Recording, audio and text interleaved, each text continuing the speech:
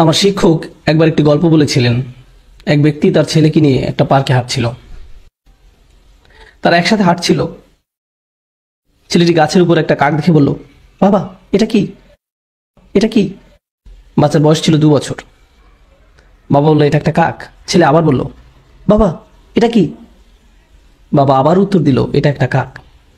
আচ্ছা ঠিক আছে, বাবা এটা কি? বাবা বলল, এটা একটা কাক। ও কাক, এটা কি? এটা একটা কাক। এভাবে 10 মিনিট ছেলেটি বাবাকে প্রশ্ন করে গেল। বাবা 30 বার উত্তর দিলেন। তিনি একটা ছোট ডায়েরিতে লিখে রাখলেন, আমার ছেলে আজ পার্কে হাঁটার সময় একটি কাককে নিয়ে 30 বার প্রশ্ন করেছে, যেটা ছিল পৃথিবীর সবচেয়ে সুন্দর জিনিস।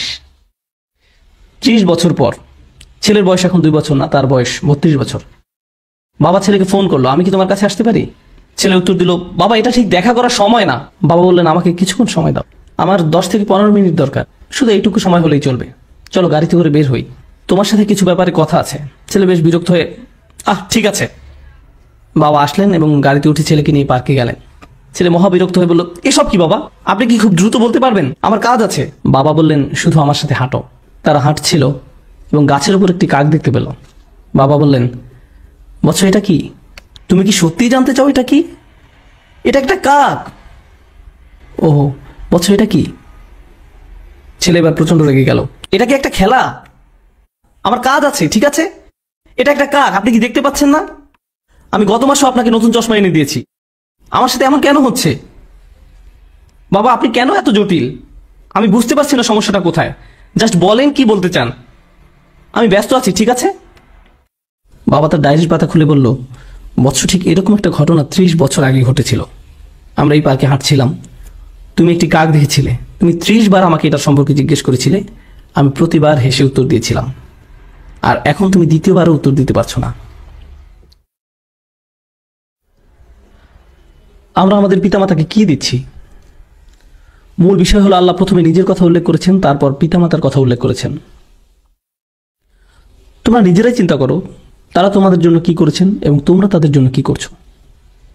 এমন অনেক পিতামাতা আছেন, যখন তাদের সন্তান আইসিইউতে থাকে,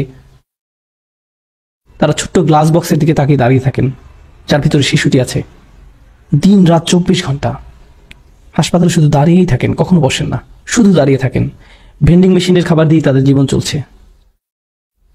আর ঠিক এই সন্তানই বড় হলে ফোন করে খবর নেওয়ারও সময় হয় না। কত মা তার সন্তান ভূমিষ্ঠ করতে মৃত্যুর কাছাকাছি চলে যায়, আর এখন তার ফোনের উত্তর দেওয়া অনেক কঠিন হয়ে পড়েছে। আর এখন তাকে কি দিচ্ছেন? সারাদিন 2 মিনিটের মতো সময়। তাকে কিছুটা গুরুত্বপূর্ণ ভাবতে দিন। এটা কতটা অন্যায্য যে আপনি তাদের নিকট ছিলেন সবচেয়ে গুরুত্বপূর্ণ, আর এখন তারা আপনার কাছে গুরুত্বহীন। এটা কতটা ন্যায় বিরুদ্ধ। তারা এই যন্ত্রণা প্রতিদিন বয়ে বেড়ায় যে আমি আমার সন্তানের কাছে কিছুই না, আমি তাদের কাছে কিছুই না, আমি তাদের কাছে মূল্যহীন, আমার জন্য তাদের হাতে কোনো সময় নেই। কোনো কিছু আপনার কাছে মূল্যবান মনে হলে তাতে আপনি সময় দান করেন। বেশিরভাগ ক্ষেত্রে এই সময় আমরা পিতামাতার কাছ থেকে দূরে সরে থাকতে চাই। আপনি আপনার বন্ধুদের সাথে থাকতে চান, নিজের মতো করে থাকতে চান, মাতা পিতার সাথে থাকতে চান না। এই বদ অভ্যাসটা আপনিই বাড়তে দিয়েছেন, আর সময়ের পরিক্রমায় এটা আরো খারাপ হতে থাকবে। আমাদের পিতামাতা অনেক অনেক বেশি আবেগপ্রবণ, তারা খুবই রক্ষণাত্মক। এটা বুঝতে পারবেন না যতক্ষণ না আপনি নিজে পিতামাতা হবেন। আপনার বয়স 60 হলেও আপনি তাদের কাছে শিশু। তারা এখনো স্মরণ করতে পারে আপনার ময়লা ন্যাপকিন পরিষ্কার করার কথা, আপনাকে দুধ খাওয়ানোর কথা, কিভাবে ঢেকুর তুলেছেন, পিছনের সিটে বসানোর পর কিভাবে আপনাকে পরিষ্কার করেছে, খাইয়েছে। আপনি স্মরণ করতে পারেন না, কিন্তু তারা পারে। আমার সন্তান এটি মনে রাখবে না। গাড়িতে বসা অবস্থায় আব্বু টয়লেটে যাবো, টয়লেটে যাবো, টয়লেটে যাবো, হঠাৎ করে সে চুপ হয়ে যায়। আমি বললাম, জানালা নামিয়ে দেয়, এখনই সময়।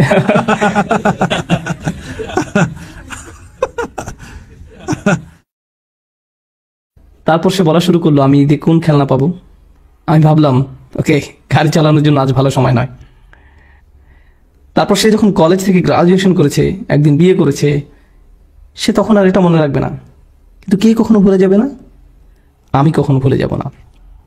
আমি ভুলবো না তাকে কিভাবে বাথরুমে নিয়েছি, তাকে পরিষ্কার করেছি, জামা পরিয়েছি। সে বলেছিল, আব্বা এই স্পাইডারম্যান পোশাকটা পরিয়ে দিন। আমার সন্তানের কিছুই মনে রাখবে না, আমি রাখবো, আমি মনে রাখবো।